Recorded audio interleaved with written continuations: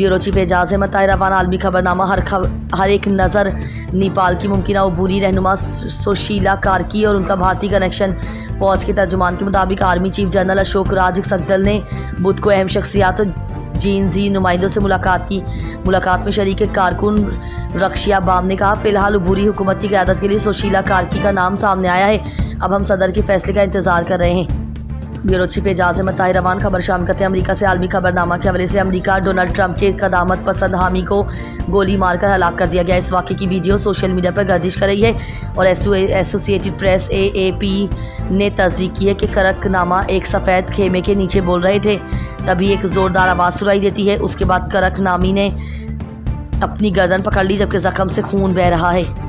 Bureau chief Ejaz Ahmad Tahir रवाना Pakistan international airline PIA flight services department की 102 सगी बहनें जो पायलट हैं, उन्होंने दुनिया भर में एक ऐसा आलमी रिकॉर्ड कायम कर दिया है जिसकी कोई और मिसाल फ्लाइंग हिस्ट्री में नहीं मिलती। उनका शुमार इन चंद खवातीन में होता है जिन्होंने ना सिर्फ पाकिस्तान बल्कि दुनिया भर में भी तारीख रकम की। एक साथ दो बहनों के हवाई जहाज़ उड़ाने का इत्तेफाक अगस्त 2016 में वकूफ़ पजीर हो चुका है। ये दोनों बहनें कप्तान मरियम मसूद और कप्तान आयशा मसूद हैं। ऐसा पहली मरतबा हुआ कि किसी एयरलाइन में दो हकीकी बहनों ने एक ही फ़्लाइट को बतौर पायलट और बतौर को पायलट बोइंग 777 को कामयाबी से ऑपरेट किया।